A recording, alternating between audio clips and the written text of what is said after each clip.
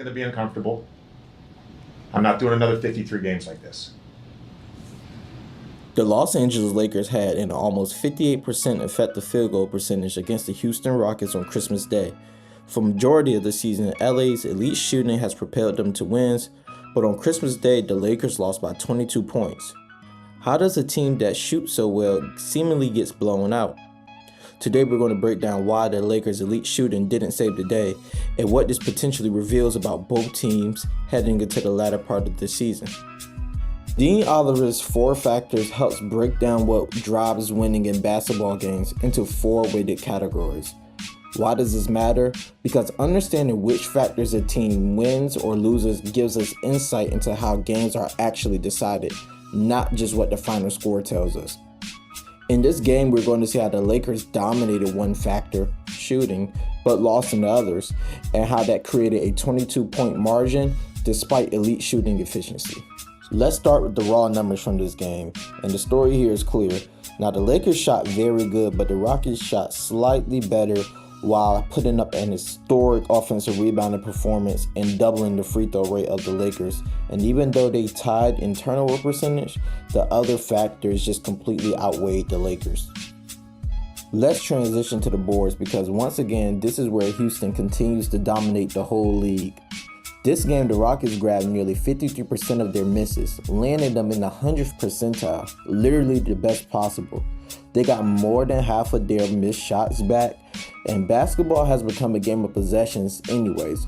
The Rockets' offensive rebounding percentage means that they were getting multiple shot attempts on nearly every possession, even though they missed.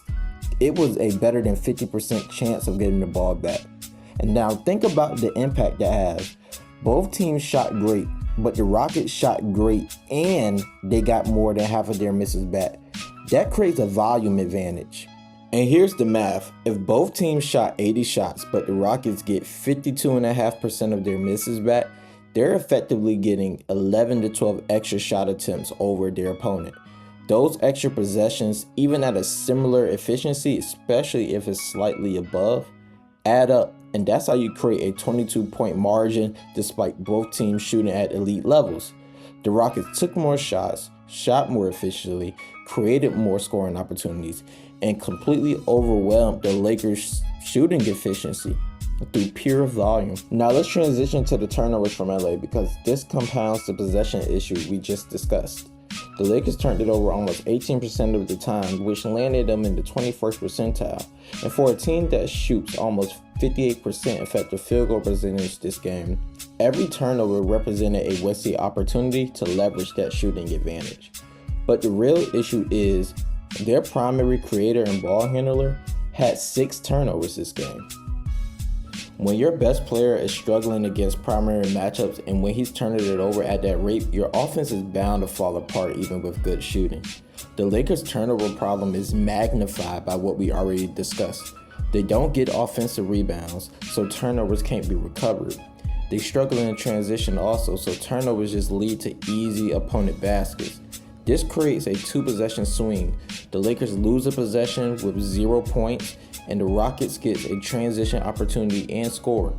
That's how a 17.9%, basically 18% turnover rate becomes devastating when combined with poor offensive rebounding and terrible transition defense. Taking that and applying it to the offensive side, you can see the Rockets won the transition game decisively, whether it's via turnovers or just pushing in early after makes. The Rockets' 100 offensive rating at half court was solid, but not really good or great. But it was their ability to push the pace and score in transition that created separation. Every Lakers turnover became an immediate scoring opportunity for Houston, and they capitalized consistently. Early attacks and transition offense meant the Rockets were getting easy baskets before the Lakers could get back and set their half-court defense. This is why their offensive rating was a whopping 131 and was around the 77th percentile. But transition wasn't the only way the Rockets created advantages. They systematically targeted the Lakers' best players on the defensive end. Right here, Jabbar is going to swing the ball to Amen and move out the way while Finney-Smith comes to set a screen. And this is going to get Amen going downhill versus Luka. And this is the type of matchups that the Houston Rockets want. On this play right here, look at the patience from KD. He has Luka on him, and Rui is just stunning in the gaps. Jabari's one pass away. He helps open three. The Rockets' ability to hunt Luka and create advantages from those matchups was a key part of their offensive success. It wasn't just about scoring the Luka. It was about the ripple effects that created throughout the Lakers' defense. When you can force a team's primary creator to defend, you create multiple advantages. You fatigue Luka, which could have led to his turnovers throughout the game. Mismatch creation, the Rockets could get Luka onto faster or bigger forwards. And it forces rotations. Hunting Luka forced the Lakers to overhelp, creating open shots for other Rockets players. But beyond the advantages created from hunting Luka, the Rockets also dominated the possession game through offensive rebounding, something we discussed earlier. We already discussed this in detail, but it's really worth emphasizing. The Rockets' 52.5% offensive rebounding percentage was their primary offensive weapon, as it's been all season long. Every miss became another opportunity, and they just capitalized at an elite level. This game isn't just about one 22-point loss. It exposes the Lakers' fundamental profile. A team that shoots great, but can't manage possessions, can't extend possessions, and can't prevent opponents from shooting efficiently. For the Rockets, it confirms their identity: elite offensive rebounding, defensive versatility, and the ability to win the margins. Don't forget to like, comment, subscribe, and let me know if these two teams played in a 7-game series fully healthy. Who do you have coming on top, and how many games, and why? Thank you.